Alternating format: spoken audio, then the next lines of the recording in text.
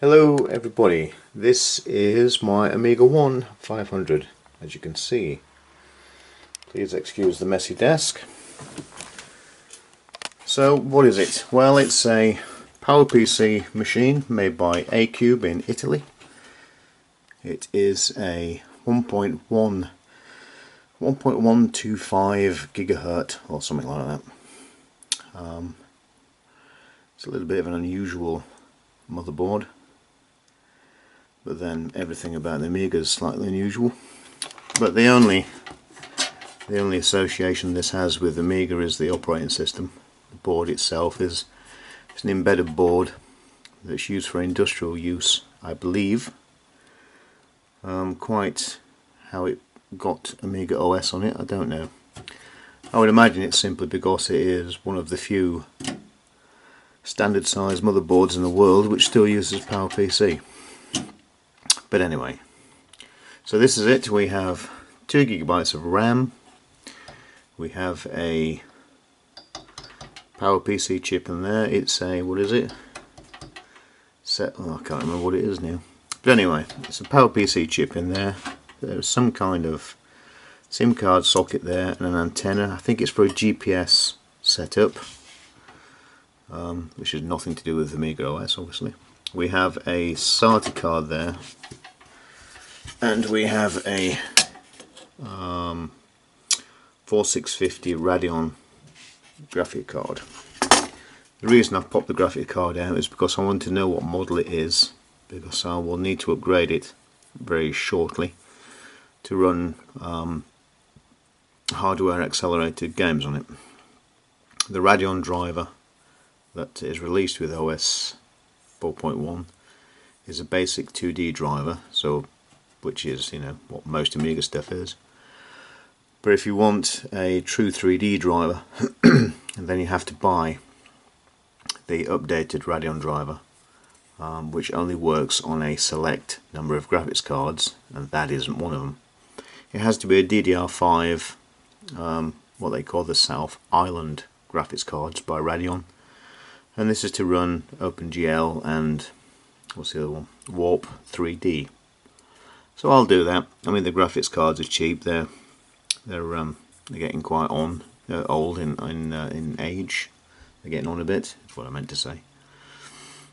So I'll be popping one of those in. It has to be a single slot, obviously, because the SATA is there. Now you might say, well, why have you got SATA there when it's clearly got SATA on board? Well, one of the peculiarities of this board is that, what is it? The PCI slot there is mutually exclusive with the resources for the SATA port, which means you can use the onboard Radeon graphics, which is fine. But as soon as you plug a graphic card in, it disables the SATA.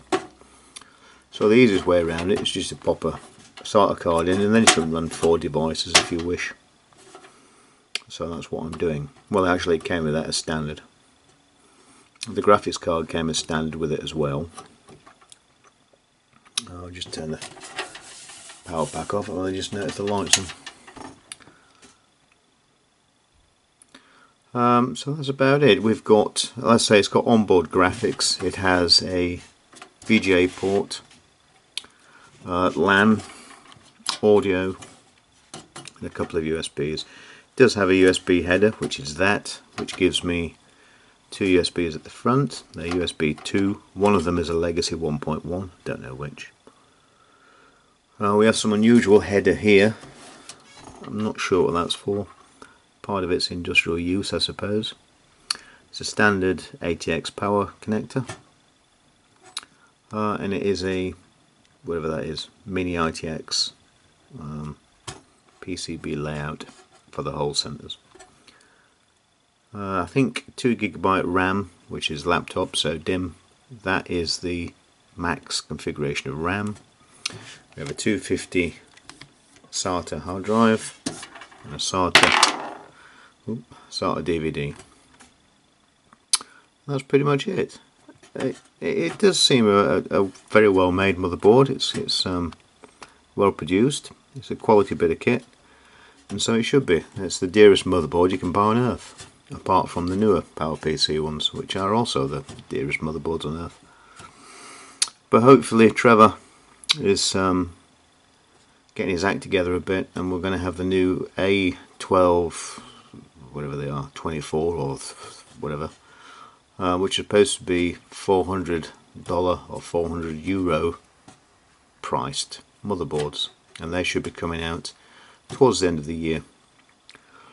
And these will bring, hopefully, a lot more development and a lot more owners into the AmigaOS 4.1 little group. I'd quite like to see a convergence of the old Amiga guard upgrading to the new stuff. It's not going to happen.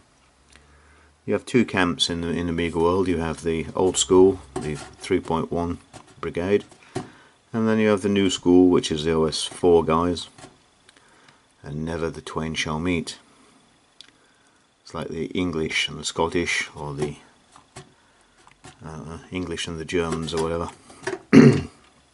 Don't seem to get on very well. But there we go, that is the AmigaOS motherboard.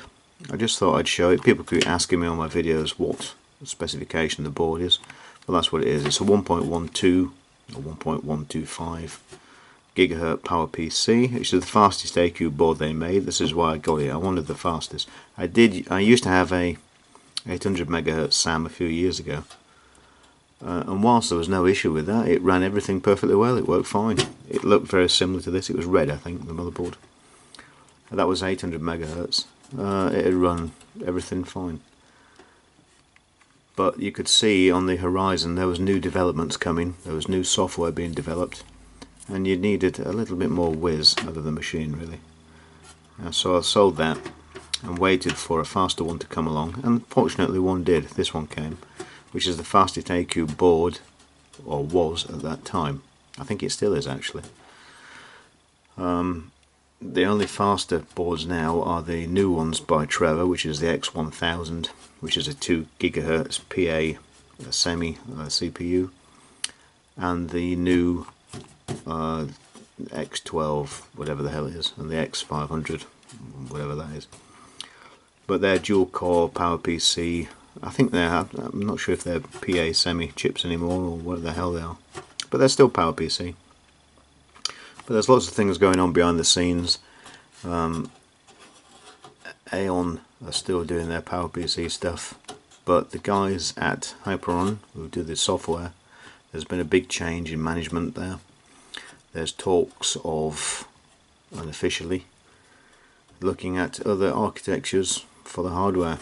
So who knows in the future what we might have. It would be a blessing and a shame to see AmigaOS move to x86 hardware, but let's face it, you can buy a quad-core motherboard, CPU and all the paraphernalia and still have change for a couple £100. You can't buy one of these for £200, and then the x86 stuff is probably 5 times the speed. So something's got to give. But there are rumours of an ARM version of OS 4.1. I think ARM could serve it well, but we'll see. There's all kinds of issues. If you move one architecture to another, then all the software doesn't work, even if the operating system does. So you have to emulate the older chipsets. And there's all kinds of problems, and things don't work, things work slowly. So I understand why they keep flogging the PowerPC horse. Once you're committed to it, you're sort of stuck, really.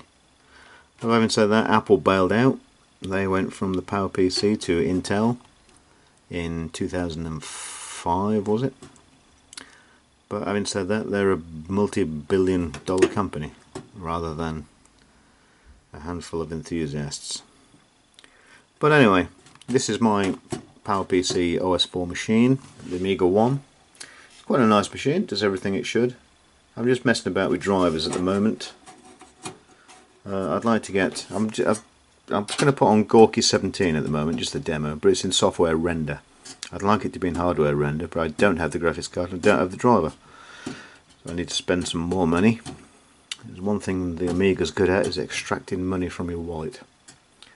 But anyway, that's it. That's the Amiga OS 4.1 system. I just thought I'd show you what it is. Thank you very much.